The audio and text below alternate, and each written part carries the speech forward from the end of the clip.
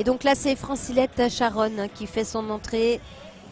Combat des moins de 75 kg. Donc c'est une finale directe. Hein, une catégorie qui était vide hein, lors de ces championnats de France.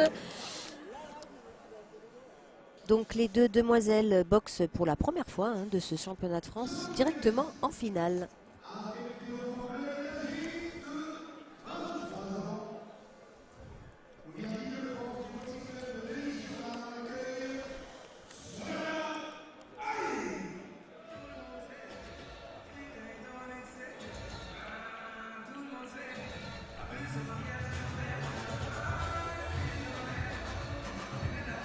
Alors je connais pas du tout ces deux boxeurs. Sharon Solana Ivy. ça me parle. Alors Sharon avait été sacrée championne de France en 2018.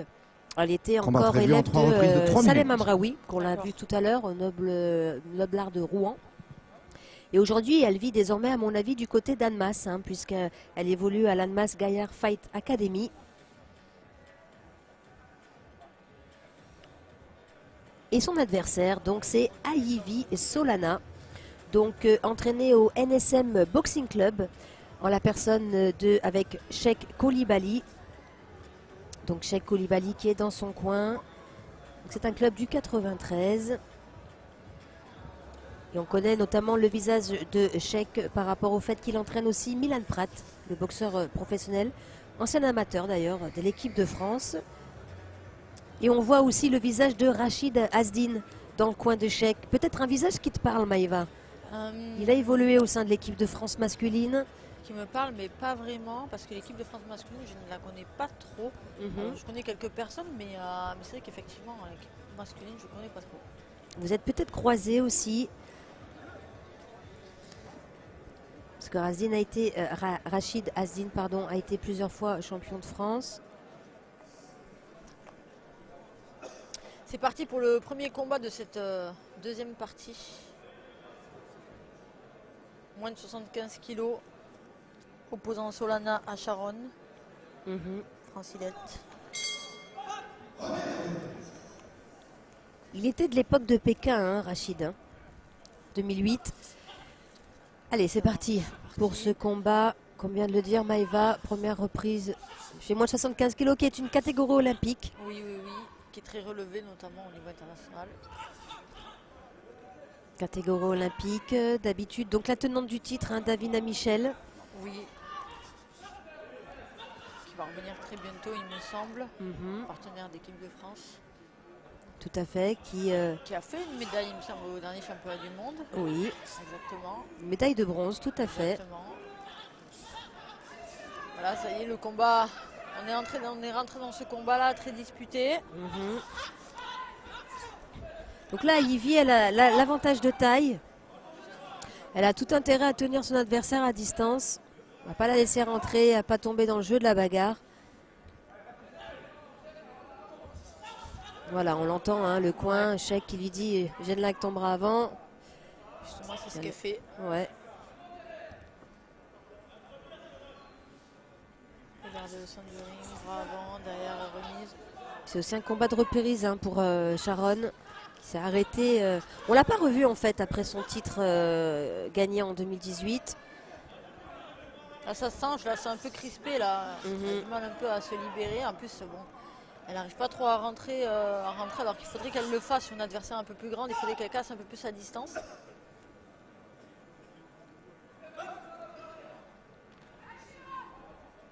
Quelque chose qui est remise.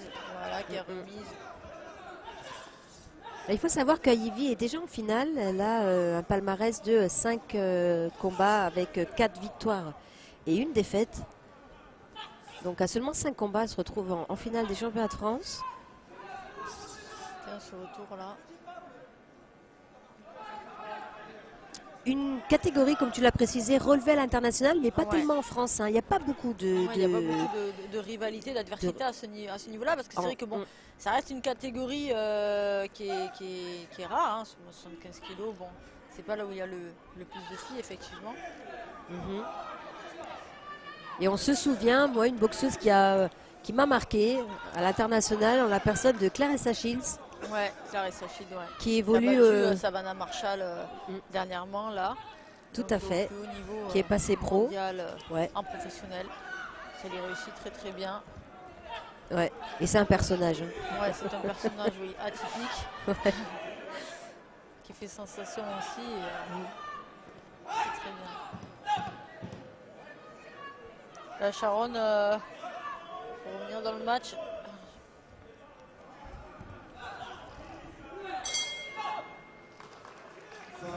Sharon prend des initiatives quand même, hein, prend des initiatives sur ce round-là. Alors c'est un round assez disputé, assez serré. J'ai pas trop vu de différence là, Tout sur, à fait. sur Il les n'y en deux boxeuses. a, pas une qui a pris l'avantage pour le moment sur cette reprise. Tout peut encore se jouer. De toute façon, il reste 2 rounds. Hein. Là, ils se sont un peu rendus coup pour coup là, sur cette reprise-là. Donc on attend de voir pour pouvoir départager un peu plus. Mais c'est bien, elles ont envie toutes les deux, là, elles ont envie d'être championnes de France. Donc, On a un combat.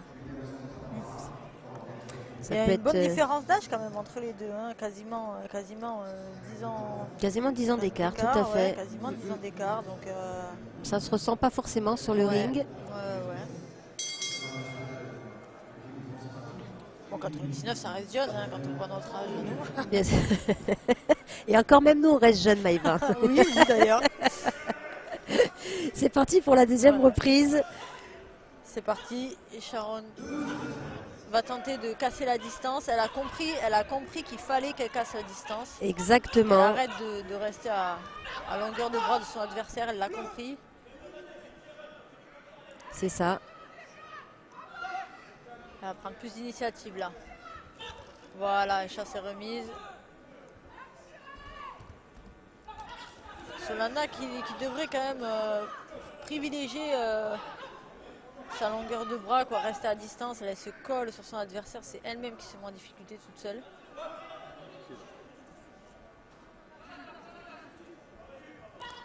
Fais attention, Voilà, il faut aller à la guerre, mais il faut y aller intelligemment, hein, pas se faire cueillir par l'adversaire. Voilà. Elle reste sur des directs en ligne. C'est ce qui marque, c'est ce qu'elle doit continuer à faire pour remporter ce round sans se coller comme elle le fait là actuellement. C'est dommage qu'elle fasse ça.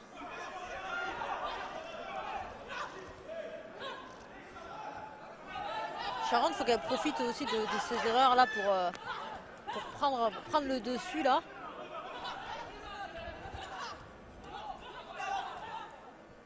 Mais elle montre quand même son envie malgré ses erreurs. Solana, elle montre son envie là en étant un peu plus mordante. Ah oui. Ouais, on la voit là-dessus qui lâche rien.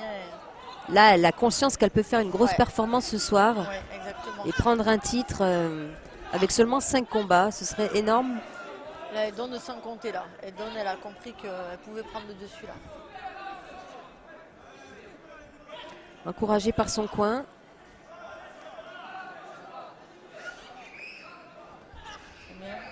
Sharon qui reste trop à plat pied là, qui reste à plat pied, qui ne met pas assez de pressing sur son adversaire qui est un peu plus grande.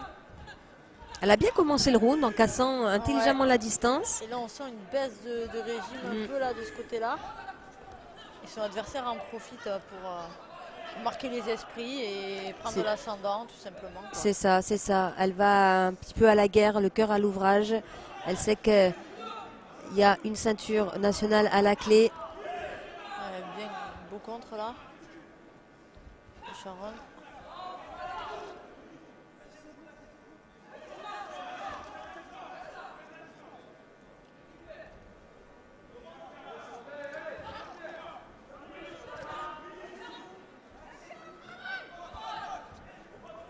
Elle hésite, elle manque un peu de mordant là. Ça va être un peu compliqué pour le tournoi interne de présélection, Maïva. Si c'est les 4 meilleures françaises, la catégorie n'est pas... ah oui, là, sur cette catégorie-là, oui, il n'y aura peut-être pas 4 filles en moins de 75 kilos. Pas 4 filles, ouais. On attend le retour de Davina. Michel, savoir... la plus expérimentée de la catégorie et la plus titrée. Ouais.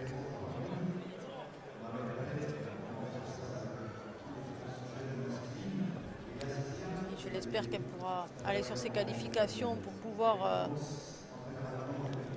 se qualifier pour les prochains jeux.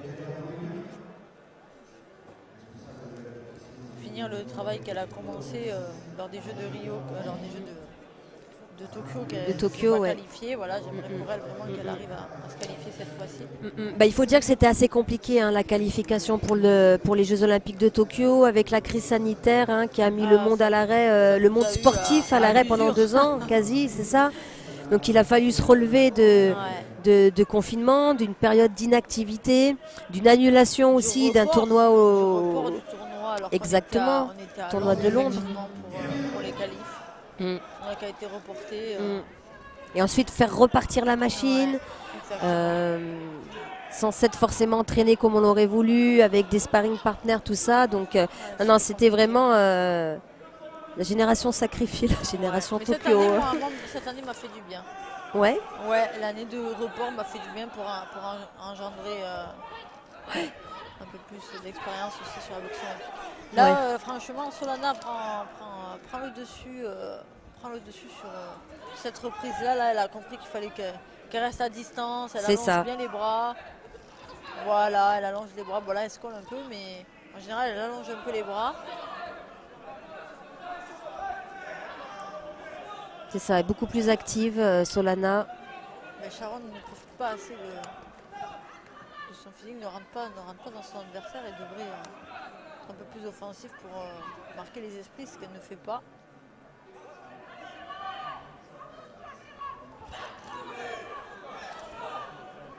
Malheureusement, elle boxe sur 1 ou 2 coups, Sharon. Ouais. Elle devrait travailler beaucoup en plus en série. Finit bien là. Voilà, c'est ça. Solana, si elle prend 2 coups, elle en remet 3. Donc effectivement, ça fait la différence auprès des juges. Elle se montre un peu plus convaincante sur ses attaques, ça c'est clair.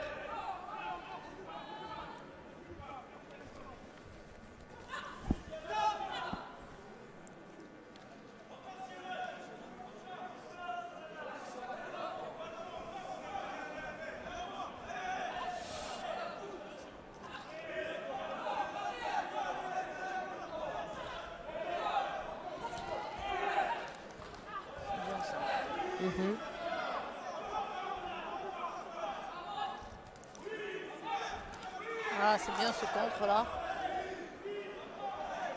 de Solana qui garde la lucidité malgré la fatigue qui commence à se faire ressentir. Elle garde la lucidité. C'est bien là ce retour. Ouais, il reste 45 secondes dans cette 3e reprise. Vraiment pas qu'elle se colle Solana là, faut vraiment pas qu'elle se colle pour marquer ses points. De loin en ligne, ça passe très très bien. C'est ça. Voilà. C'est ça la clé du match. Exactement.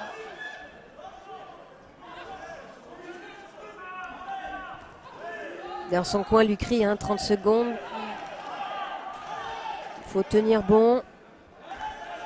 Il faut tenir bon et tenir Sharon à distance. Mais Sharon qui ne rentre pas non plus, donc bon, quelque part elle facilite un peu le travail de son adversaire parce qu'elle ne prend pas assez d'initiative, je pense, pour marquer les esprits sur cette finale. Et faire la différence. Et faire la différence, ouais. Elle laisse trop d'espace de travail, elle laisse trop d'espace, trop de champ libre.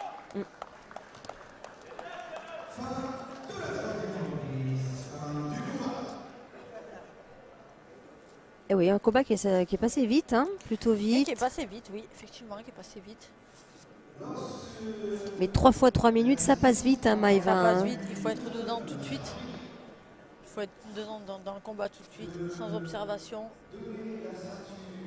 C'est là la difficulté aussi de la boxe olympique. Tout est basé aussi sur l'explosivité, la précision. C'est ça. On n'a pas droit à l'erreur en boxe olympique. Et ouais, marquer un maximum de points en peu de temps finalement, même si ça paraît long sur le ring. D'ailleurs, à choisir, Maëva, tu préfères le format amateur ou le format professionnel? Moi je suis une boxeuse pro dans le cœur. Je porte la boxe pro vraiment dans mon cœur. Et même si je regrette pas du tout la boxe olympique, vraiment j'adore cette boxe parce qu'elle m'a fait énormément évoluer aussi dans ma boxe et tout ça. J'ai appris beaucoup de choses aussi en boxe olympique. Mais c'est vrai que même en allant aux Jeux olympiques, j'avais toujours dans mon coin de tête la boxe professionnelle, quoi. Et la boxe professionnelle te porte aussi dans son cœur, Maëva, puisque tu as obtenu un titre de championne du monde IBF, hein, des poids super plumes de 2016 à 2021, mais également championne d'Europe EBU des poids légers en 2015 et ton premier titre de championne de France en poids léger 2014.